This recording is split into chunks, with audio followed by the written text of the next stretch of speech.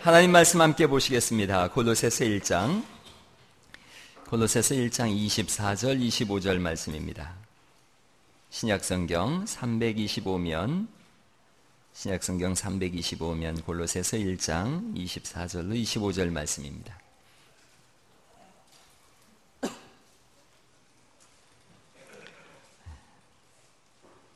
제가 읽도록 하겠습니다. 나는 이제 너희를 위하여 받는 괴로움을 기뻐하고 그리스도의 남은 고난을 그의 몸된 교회를 위하여 내 육체에 채우노라. 내가 교회의 일꾼 된 것은 하나님이 너희를 위하여 내게 주신 직분을 따라 하나님의 말씀을 이루려 함이니라. 아멘. 아멘. 모세의 삶을 한번 조명해 봤습니다. 아들로 태어나면 죽을 수밖에 없는 그런 시대에 아들로 태어났습니다. 죽어야 할 운명인데 공교롭게도 바로의 딸에게 눈에 띄어지게 되어지고, 바로의 딸은 아들이 없었어요. 그래서 자기의 아들로 키우게 되어집니다. 졸지에 죽을 운명이 이집트의 왕자가 되어졌습니다. 우연으로 따지면 그런 우연도 없지요. 소설 같은 우연입니다. 이 사건은 여기서 끝나지 않습니다. 40년을 왕자로 자랐는데 40세 되던 해에 자기 동족을 괴롭히던 애굽 군인을 때려서 죽이게 되어집니다. 왕자에서 일순간 살인자가 되어집니다. 다시 죽을 수밖에 없는 도망자의 신세가 되어지고 모든 것이 원점으로 돌아가게 되어졌습니다. 이 사람이 이제 위대한 광야로 도망을 갑니다. 그곳에서 결혼을 하고 또 40년의 세월을 보냅니다. 80살이 되어졌어요. 소설 같은 인생이 끝난 겁니다. 모세가 생각합니다. 참 기구한 인생이다. 죽기에 위해 태어난 인생이 궁궐에서 꿈같은 궁중 생활을 하다가 이제 또 광야에서 40년을 보내고 아무것도 아닌 인생으로 죽게 되어졌구나. 80살에 그런 생각합니다. 어느 날 불타는 떨기나무를 봤는데 이 떨기나무가 불은 타는데 꺼지질 않는 거예요. 이곳에서 하나님을 만납니다. 하나님께서 모세에게 말씀하시지요. 그리고 모세로 하여금 깨닫게 하십니다. 모세가 이 떨기나무를 보면서 그런 생각한 거예요. 아마 나 스스로가 불타면 2시간밖에 안 되지만, 그래서 홀랑 재만 남지만 저분으로 인하여 불탄다면 내가 영원히 탈 수 있겠구나, 그런 생각했을 거예요. 하나님께서 모세를 만나서 나는 스스로 있는 자 아니라 자신의 이름을 여호와라고 알려주십니다. 그 하나님을 만나자 80세 된 노인이 또 다른 인생을 열어가게 되어지고 이스라엘의 지도자가 돼서 120년 삶을 마감하게 되는 것을 우리가 알고 있습니다. 가만히 한번 생각해 보세요. 이 모든 것이 어찌 우연이라고 할 수 있겠느냐 하는 겁니다. 성경은 이것을 하나님의 뜻이라고 말씀합니다. 달리 말씀드리면 하나님의 경륜이라는 거지요. 하나님께서 감독이 되어주셨다는 거예요. 하나님이 감독되어 주셔서 모세를 만나서 모세야, 내가 너를 주연으로 좀 쓰고 싶다. 나와 함께 이 역사의 한 페이지를 장식하자. 그러는 거죠. 모세가 몇 번을 거절합니다. 자기가 그 시대의 주연을 맡기에는 이게 너무 엄청난 자리거든요. 애국 군대가 동원돼야 되고 물경 300만 명이나 되는 이스라엘 사람들이 다 동원돼야 되거든요. 모세가 자꾸 거절합니다. 저는 말을 못합니다. 말을 잘 못해요. 저는 살인자입니다. 저는 또 나이가 80세 된 노인입니다. 저는 소망이 없는 사람입니다. 그런데 하나님은 말씀하세요. 이 위대한 역사의 한 장면을 위해서 너는 준비된 사람이라는 거지요. 이 시대의 주연이 너다, 그러시는 거예요. 한번 옆에 분한테 이렇게 공손하게 한번 얘기해 보세요. 이 시대의 주연은 당신입니다. 한번 해보세요. 네, 그렇습니다. 네. 왜 그런지 오늘 말씀드리려고 그러는 거예요. 결국 모세는 주연이 되어지고 이스라엘을 구출해냅니다. 모세가 생각해 봤어요. 하나님은 왜 나를 선택하셨을까? 답은 간단해요.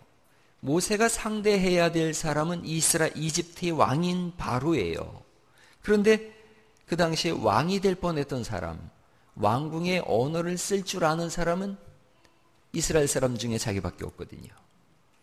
모세가 이스라엘 백성들을 이끌고 나아가야 될 땅이 미디안 광야를 가로질러 가야 돼요. 근데 미디안에서 40년간 양치기 한 사람 자기거든요. 광야에서도 살고 또 왕궁에서도 산 사람, 자기 외엔 없더라는 거지요. 하나님을 만나자 왜 그런 일이 일어났었는지에 대해서 인생의 재해석이 일어나더라는 겁니다. 성경은 이런 것을 하나님의 경륜이라고 말씀합니다. 하나님의 경륜. 한번 해보실까요? 하나님의 경륜. 그렇습니다. 어떤 일을 조직적으로 계획하는 걸 경륜이라고 그러고요. 세상을 다스리는 것을 경륜이라고 말씀합니다. 오늘 특별히 25절 말씀을 한번 다시 보실까요? 골로새서 1장 25절입니다. 같이 한 목소리로 읽겠습니다. 시작.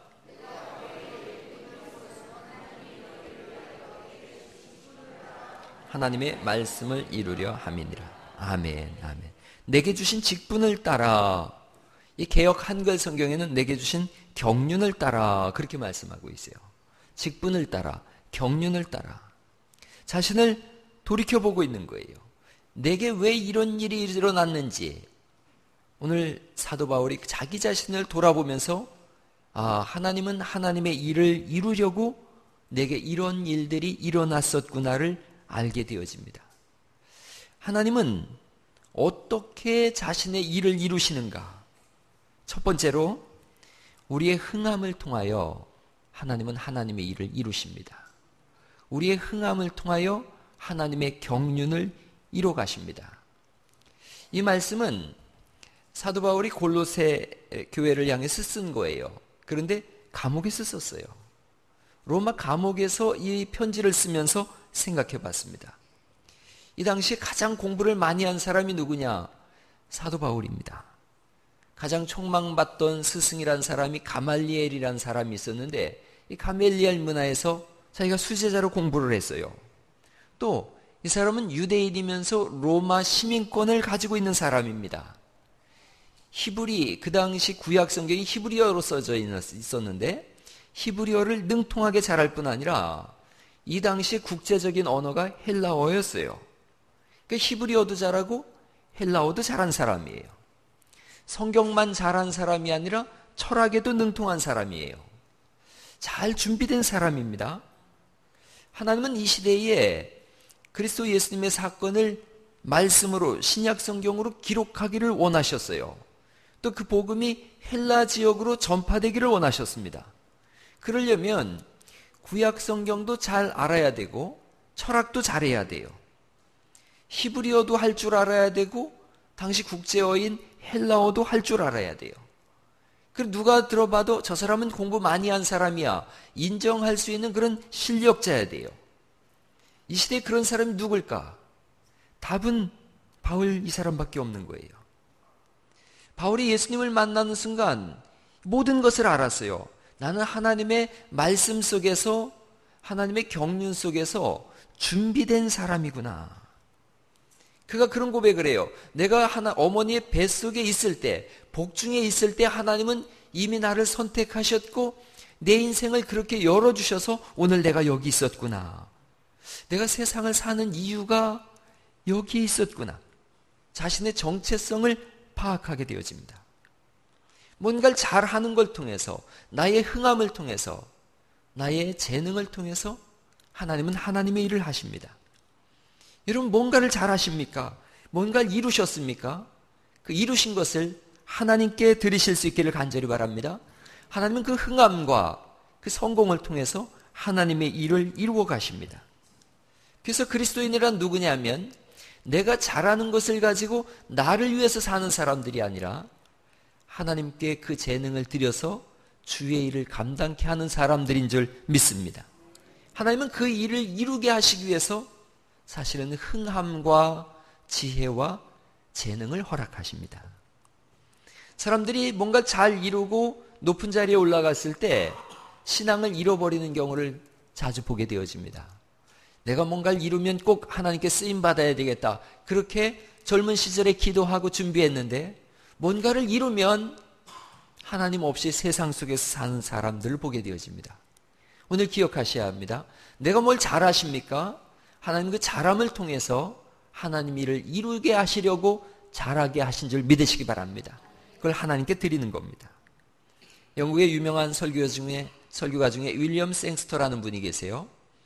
그분이 자기 교회의 어린 소녀가 실명하게 됐다는 얘기를 듣고서 병원에 신방을 갔어요. 의사들이 회복시키려고 노력을 해도 잘 안 됐어요. 그래서 이제는 실명의 위기 앞에 놓여졌어요. 여자아이가 생스터 목사님한테 얘기했어요. 하나님이 내 시력을 빼앗아가려고 합니다. 다들 어떻게 뭔 말을 해야 될지 모르겠어요. 잠시 시간이 흐른 뒤에 그 목사님 그렇게 얘기를 하셨어요. 하나님이 빼앗아가시게 하지 말고 그분께 네가 먼저 드려라 그랬어요. 여러분, 그게 되게 중요한 권면이에요. 흥할 때, 소위 잘 나갈 때 하나님이 빼앗아가기 전에 하나님께 드리는 은혜가 있기를 간절히 바랍니다. 25절 말씀을 다시 한번 읽어보시죠. 25절 말씀 다시 읽겠습니다. 시작.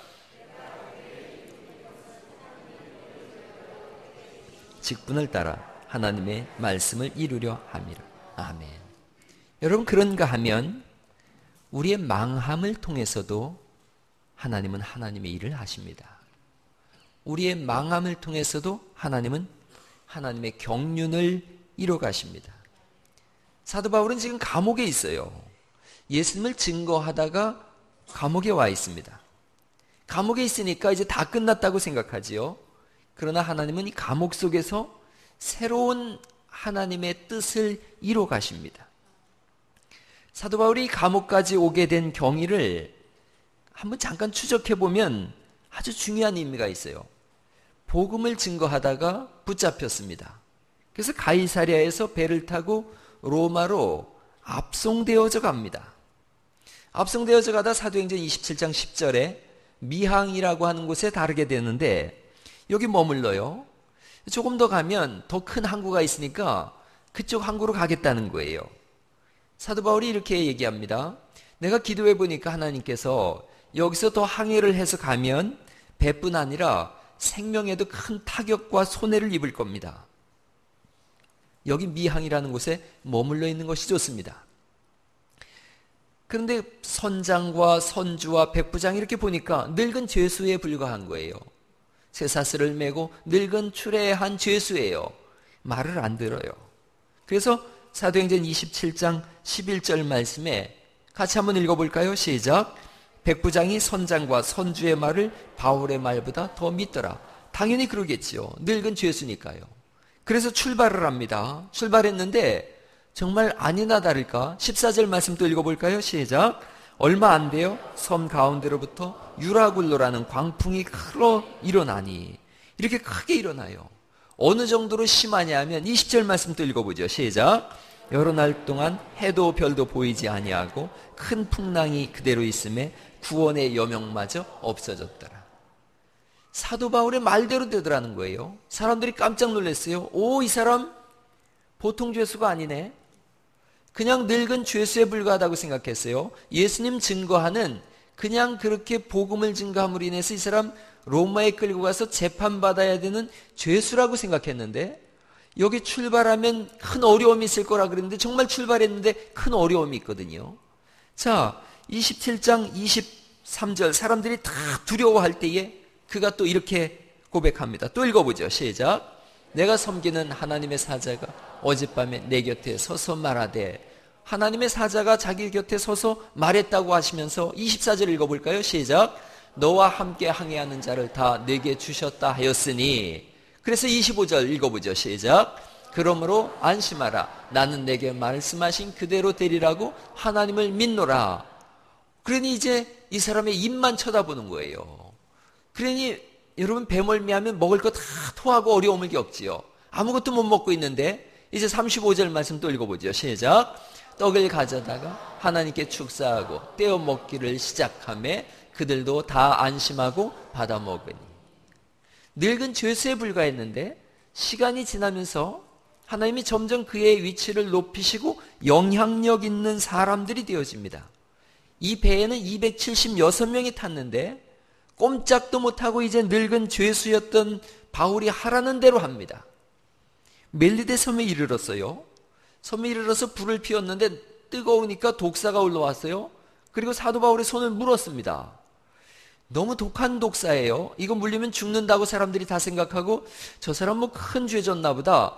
바다에서는 생명을 건졌지만 뭔가 죄 졌으니까 저 독사가 물어서 이제 죽게 생겼구나 그랬는데 사도 바울이 독사를 뚝 떼가지고 불 속에 집어던지고 툭툭 털고 멀쩡한 거예요. 사람들이 기겁을 한 거예요. 저 보통 사람이 아니구나. 여기서 멈추질 않아요. 28장 8절입니다. 또 한번 읽어보시죠. 28장 8절 시작. 보블리오의 부친이 열병과 이질에 걸려 누워있거늘 바울이 들어가서 기도하고 그에게 안수하여 낫게 하며 이제는 독사에 물린 것뿐 아니라 이걸 낳은 것뿐 아니라 아파 죽어가는 사람에게 손을 얹었더니 낫더라는 거예요. 그러자 9절 말씀 또 읽어볼까요? 시작. 이러므로 섬 가운데서 다른 병든 사람들이 와서 고침을 받고 사람들 다 고쳐줬어요. 그냥 있지 않겠죠. 10절입니다. 시작. 후한 예로 우리를 대접하고 떠날 때에 우리 쓸 것을 배에 실었더라. 이렇게 되어져요. 점점 영향력이 있어지더라는 거예요. 사도 바울이 붙잡혔을 때 사람들은 저희 사람 이제 망했구나. 로마에 끌려가서 늙은 죄수로 죽겠구나 그랬어요. 그런데 그의 망함을 통해서 하나님은 오히려 더 큰 일을 하시더라는 거지요. 사도행전 28장 23절에는 사도 바울이 나중에 따로 다른 곳으로다가 옮김을 받아서 병사들이 관리하는 그런 자리에 있어지게 되어집니다. 28장 23절입니다. 28장 23절 말씀 읽어보시죠. 시작. 바울이 아침부터 저녁까지 강론하여 하나님의 나라를 증언하고 모세의 율법과 선지자의 말을 가지고 예수에 대하여 권하더라. 죄수는 보통 구덩이 속에 가두는데 이 사람 보통 사람이 아닌 거예요. 그래서 따로 집을 한 채를 얻어주고 거기에 두고 병사들이 지키기 시작했어요. 그리고 저녁마다 고관 대작들이 찾아오는 겁니다. 스케줄을 가지고서 와서는 내 정치적인 생명이 얼마나 되겠습니까? 그거 물어보는 거예요. 용한 점쟁이가 왔다고 생각한 거지요. 근데 바울은 그들을 만나서 전부 예수 그리스도에 대해서 증거하신 줄 믿으시기 바랍니다. 로마에서도 특별한 죄수가 된 거예요. 특별히 그를 지키는 경호원들에게 날마다 복음을 증거했어요. 이들은 로마의 유력한 나중에 장군들이 되는 병사들이에요. 그들이 교대로 근무하면서 바울을 지켰는데 하루에 몇 시간씩 바울과 함께 생활해야 되거든요. 바울은 그들에게 계속 복음을 증거하는 거예요. 도망도 못 가잖아요. 얼마나 좋아요. 문 밖에 서서 바울을 지키고 있는데 바울은 쉼 없이 예수님에 대해서 증거하는 거예요. 28장 30절 말씀입니다. 또 읽어보시죠. 28장 30절 말씀 같이 읽겠습니다. 시작. 바울이 온 이태를 자기 셋집에 머물면서 자기에게 오는 사람을 다 영접하고 하나님의 나라를 전파하며 주 예수 그리스도에 관한 모든 것을 담대하게 거침없이 가르치더라. 아멘. 온 사람들도 예수 믿고 그를 지키던 사람들조차 예수 믿었어요. 그들이 가이사의 친척들입니다. 그 나중에 가이사, 케사르, 세이저 같은 말이에요.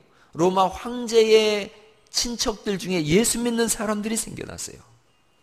입만 열면 예수예요. 할렐루야. 이게 중요한 거예요. 골로새서 1장 25절 말씀을 다시 한번 보시겠어요? 1장 25절 시작. 내가 교회의 일꾼 된 것은 하나님이 너희를 위하여 내게 주신 직분을 따라 하나님의 말씀을 이루려 함이라. 그러면서 그 말씀이 28절에 있어요. 우리가 그를 전파하여 각 사람을 권하고 모든 지혜로 각 사람을 가르치면 각 사람을 그리스도 안에서 완전한 자로 세우려 함이라. 예수님을 계속 증거하는 거예요.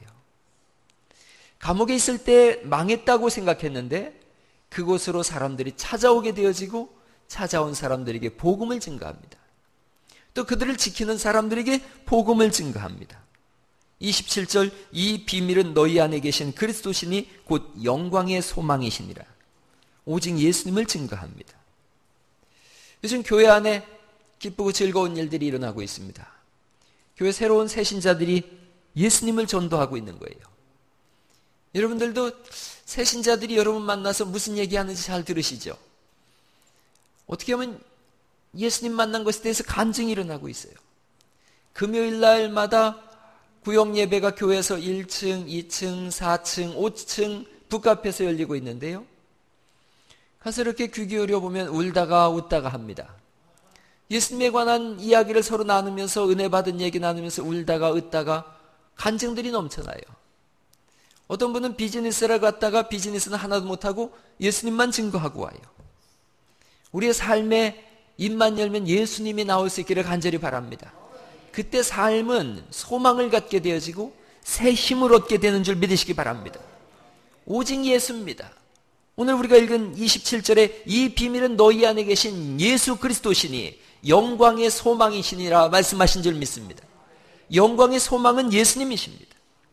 오직 예수입니다. 바울이 감옥 속에서 만난 사람들마다 다 예수를 증거했어요.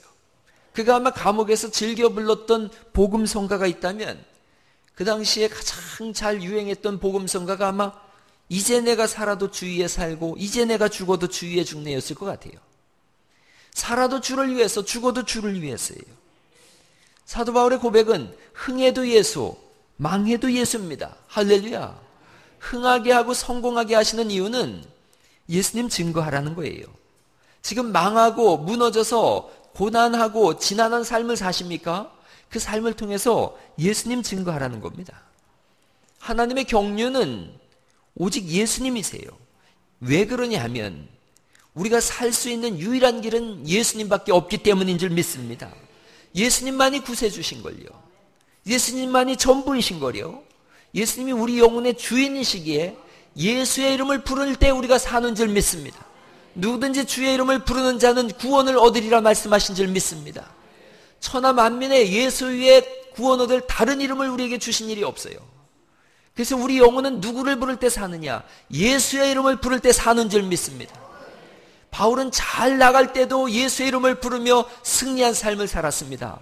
그러나 감옥에 있을 때도 예수의 이름을 불렀기에 절망하지 않았고 예수의 이름으로 일어난 사람 된 줄 믿으시기 바랍니다. 사도 바울은 흥망성쇠를 통해서 오직 예수님만 증거했어요. 군인들이 3년간 철저히 지켰을 때에 그들에게 군인들이 바울을 지켰다고 했지만 바울 입장에서 보면 3년간 그들을 제자훈련 시켰어요. 하나님은 모든 환경 속에서 일하십니다. 그리고 그 모든 환경은 하나님의 경륜을 이루기 위한 하나님의 도구가 되는 줄 믿으시기 바랍니다. 일본이 낳은 세계적인 신학자 중에 우찌무라 간조라는 분이 계세요. 우리 복음교회를 세운 최태용 감독에게 가장 영향을 많이 준 분입니다. 그분의 신학은 감사의 신학이에요. 이래도 감사 저래도 감사하대요. 흥해도 감사 망해도 감사래요. 그분이 쓴 시가 있어요. 여러분이 잘 아는 시인데 한번 1절 찬송을 한번 들어보시죠.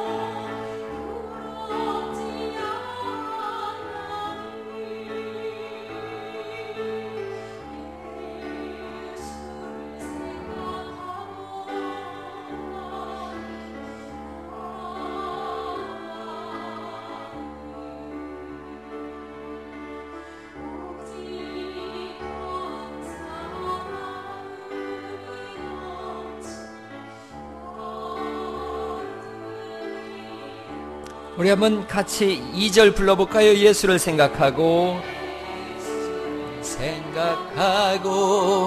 나는 몸의 환난도 괴롭지 않고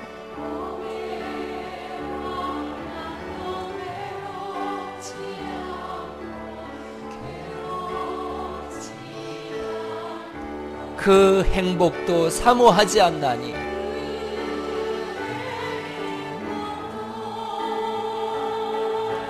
사모하지 않나니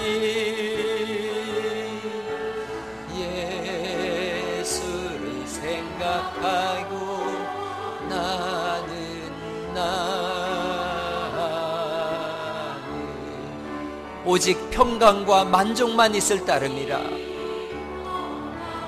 만족만 있을 따름.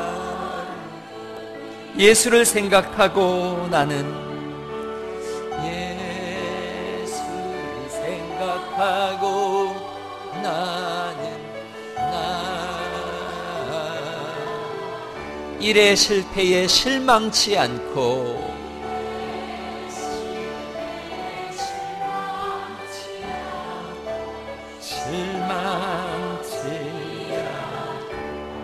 그 성공에 뛰며 기뻐하지 않나니 뛰며 기뻐하지 않나니 예수를 생각하고 나는 오직 영원한 승리자이기 때문이라.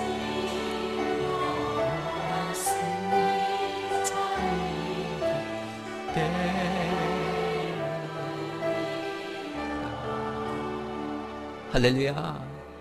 하나님은 흥망성쇠에 상관없이 우리를 승리자라고 하시는 줄 믿습니다. 이분이 쓴 시 중에 그런 시가 있어요.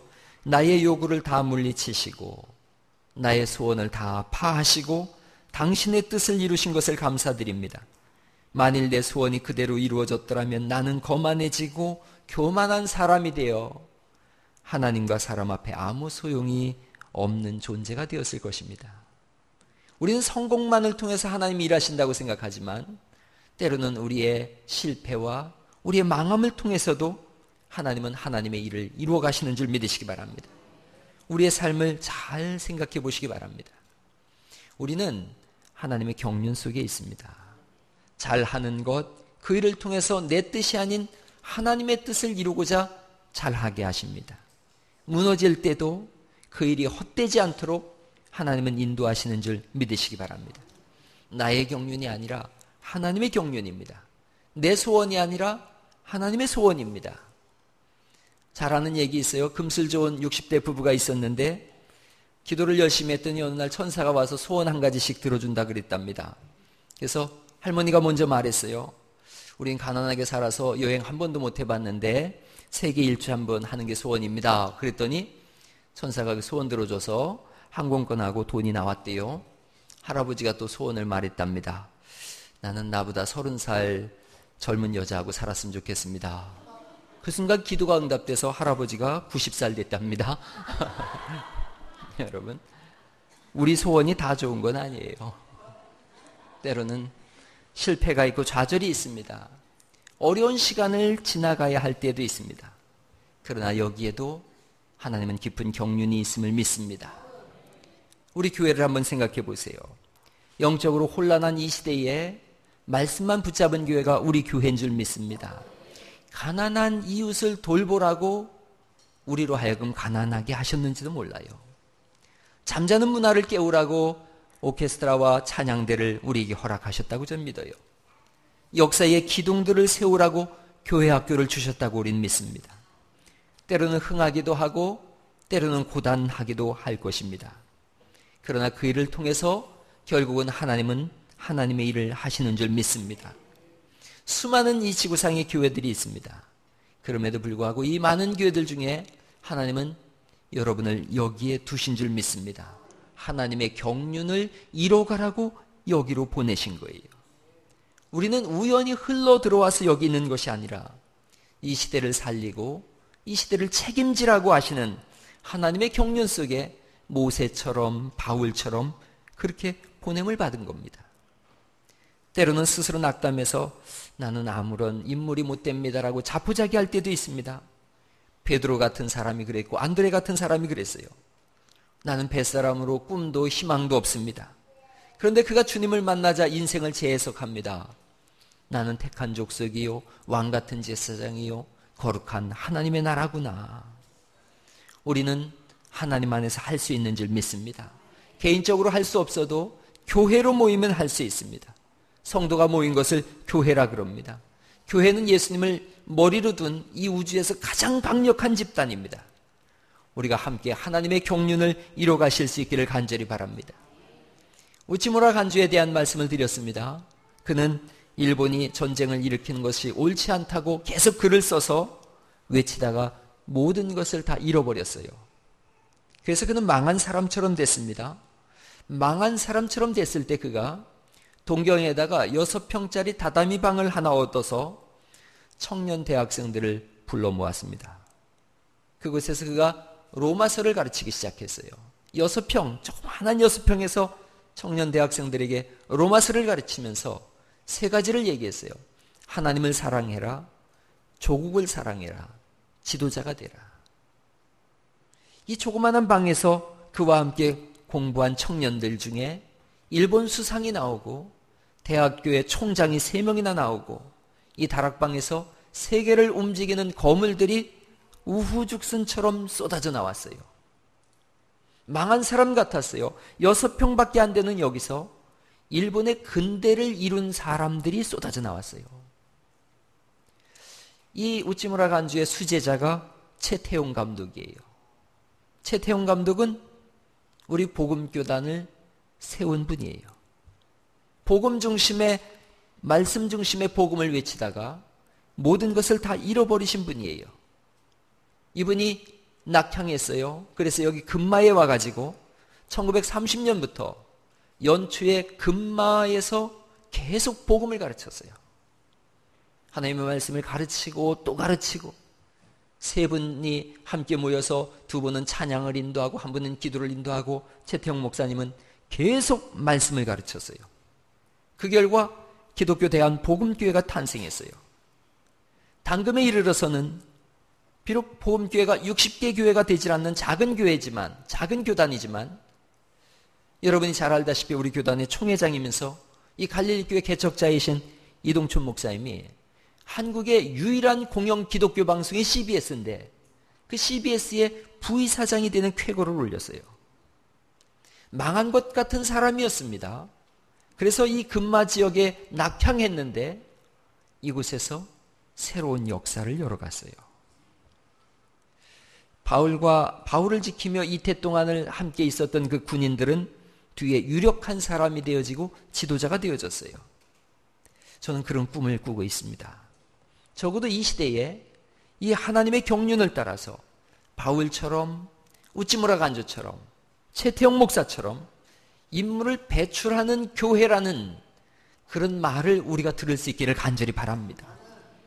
우리 어린 자녀들이 서로 상합하고 연합하여 함께 성장을 도모하고 미래를 논하며 기도하며 비전을 세우고 꿈을 꾸며 미래를 열어나감으로 인해서 여기서 이 다음 세대의 지도자들이 정말로 수없이 배출되는 것이 우리의 꿈인 줄 믿습니다. 그런 꿈이 있어요. 여러분의 자녀들 수련회 다 보내시고 학생부 예배 열심히 보내세요. 그러면서 요구하세요. 기도해라. 비전을 세워라. 꿈을 꿔라. 다음 세대를 너희에게 맡길 때에 우리가 큰 기쁨과 소망으로 맡길 수 있도록 너희가 영적으로 준비하고 실력으로 준비하라고 여러분 그렇게 자녀들에게 기도하시고 요청할 수 있기를 간절히 바랍니다. 우리의 모든 꿈이 우리 아이들에게 있지 않습니까? 또한 이 교회의 꿈이 여러분들에게 있습니다. 이 복에서 멀어지지 않기를 간절히 바랍니다. 이제 이 경륜을 어떻게 받아들이시겠습니까? 24절에 보니까 너희를 위하여 받는 괴로움을 기뻐한다 그랬어요. 고난을 내 육체에 채운다 그랬고요. 29절 말씀에 29절 한 절만 읽어보죠. 시작. 이를 위하여 나도 내 속에서 능력으로 역사하시는 이의 역사를 따라 힘을 다하여 수고하노라. 힘을 다하여 수고하고 고난 속에서도 기뻐합니다. 이것이 경륜 속에 사는 사람의 고백입니다.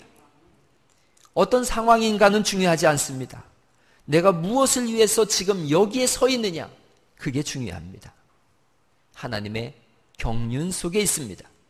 그러자 괴로움도 기쁨이 되어집니다. 그래서 힘을 다하여 수고합니다. 형편이 너무나 어려운 분들이 지속적으로 교회에 건축 헌금들을 하고 있습니다.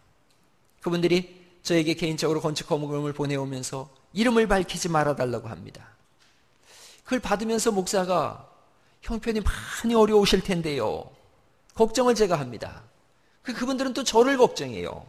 목사님 일이 많아서 너무 고단하시죠? 목사님 많이 마른 것 같아요. 저를 걱정해요. 제가 그렇게 얘기합니다.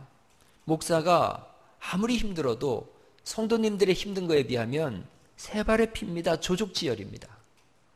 그렇게 서로 사랑하며 교회를 지금 세워가고 있습니다. 우리가 아는 모든 수고, 고통, 괴로움, 이것은 고통이 아니라 기쁨인 줄 믿습니다. 하나님의 뜻을 위하여 그 뜻이 이루어짐을 알기에 힘을 다하여 수고할 뿐입니다. 흥할 때도 하나님은 하나님의 일을 이루게 하십니다. 망할 때도 그 망함을 통해서 하나님은 하나님의 일을 이루게 하십니다. 그래서 우리로 하여금 고백하게 합니다. 모든 것이 내 것이 아니라 하나님 것이었습니다. 그리고 그것은 하나님의 일을 이루도록 저를 모세처럼 바울처럼 주연으로 쓰시고자 때로는 흥하게도 하시고 때로는 망하게도 하십니다. 라는 고백을 이끌어낸 줄 믿습니다.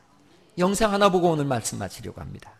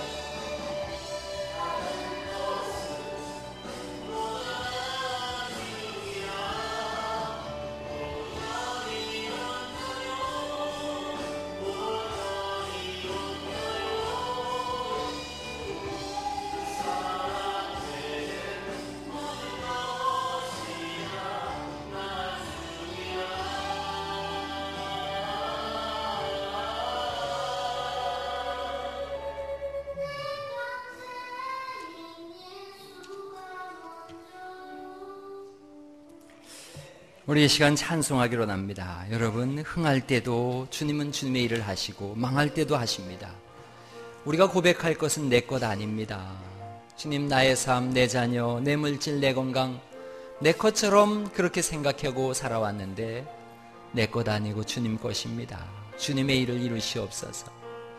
이 시간 우리 사나 죽으나 하는 찬송이에요. 이제 내가 살아도 주 위에 살고, 이제 내가